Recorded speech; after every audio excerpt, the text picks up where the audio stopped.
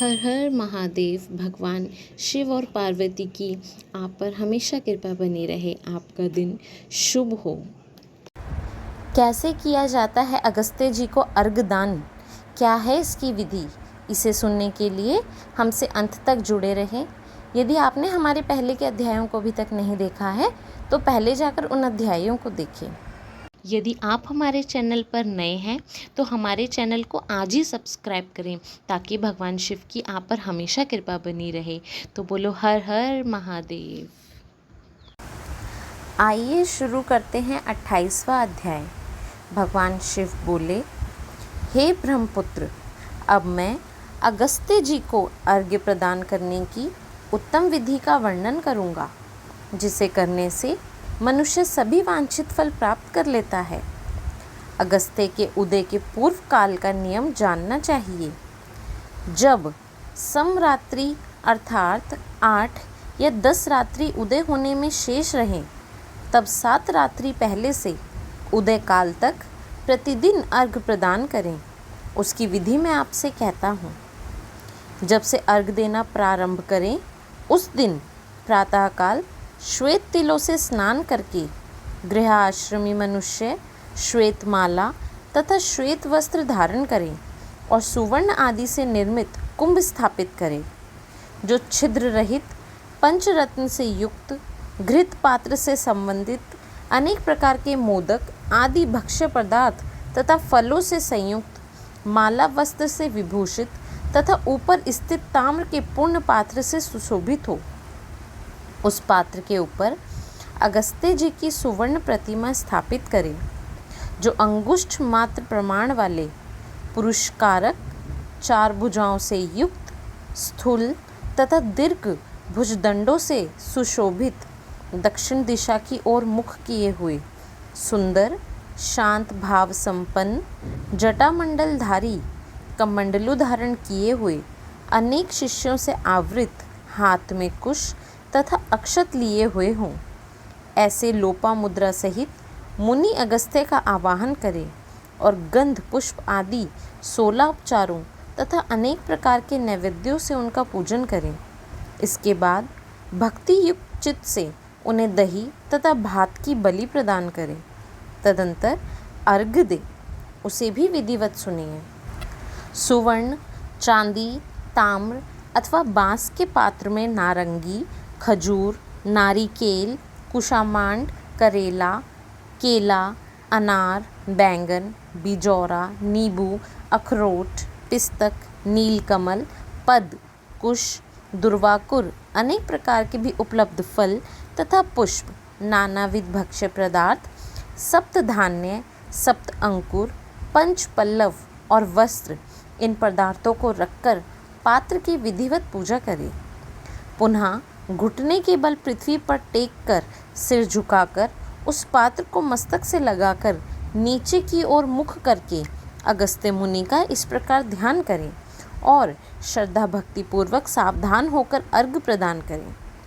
काश पुष्प के समान स्वरूप वाले अग्नि तथा वायु से प्रादुर्भूत तथा मित्रावरुण के पुत्र हे अगस्त्य, आपको नमस्कार है।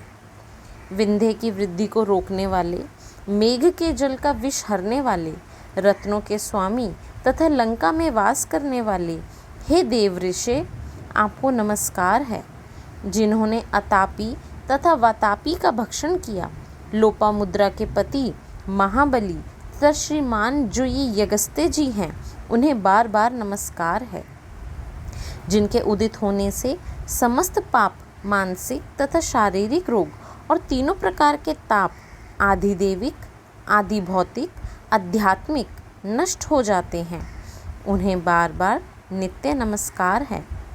जिन्होंने जल जंतुओं से परिपूर्ण समुद्र को पूर्व काल में सुखा दिया था, उन पुत्र सहित शिष्य सहित तथा भार्य सहित अगस्त्य जी को नमस्कार है। बुद्धिमान द्विजाति अगस्त्य नदभ्य इस वेद मंत्र से तथा शुद्र पौराणिक मंत्र से अगस्त्य जी को अर्घ्य प्रदान करें व उन्हें प्रणाम करें। हे राजपुत्री, हे महाभागी, हे ऋषि पत्नी, हे सुमुखी, हे लोपामुद्रे, आपको नमस्कार है। मेरे अर्घ को स्वीकार कीजिए।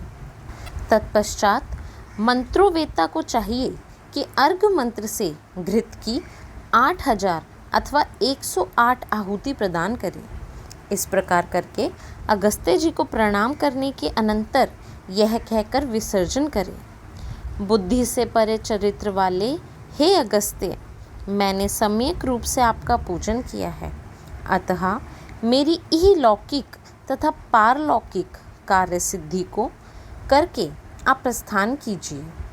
इस प्रकार उन अगस्त्य जी को विसर्जित करके वेद वेदांग के विद्वान, निर्धन तथा गृहस्थ ब्राह्मण को समस्त पदार्थ अर्पण कर दें और मुख से ये कहें, सत्कार किए गए अगस्त्य जी ब्राह्मण रूप से स्वीकार करें। अगस्त्य ही ग्रहण करते हैं, अगस्त्य ही देते हैं और दोनों का उद्धार करने वाले भी अगस्त्य ही हैं।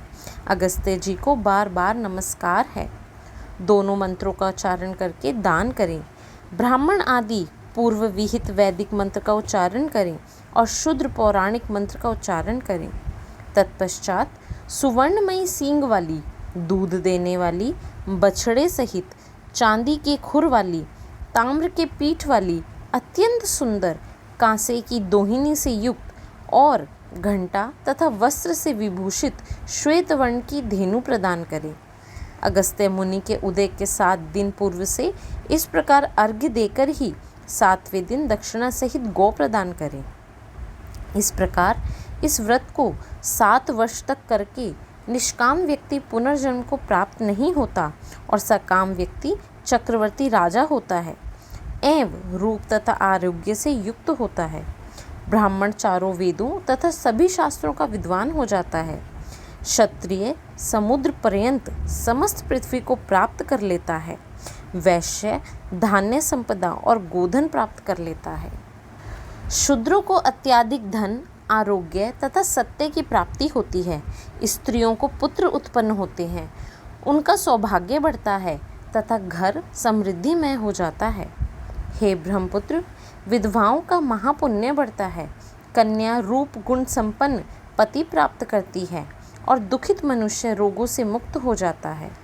जिन देशों में मनुष्यों के द्वारा अगस्त्य जी की पूजा की जाती है, उन देशों में मेघ लोगों की इच्छा के अनुसार वृष्टि करता है।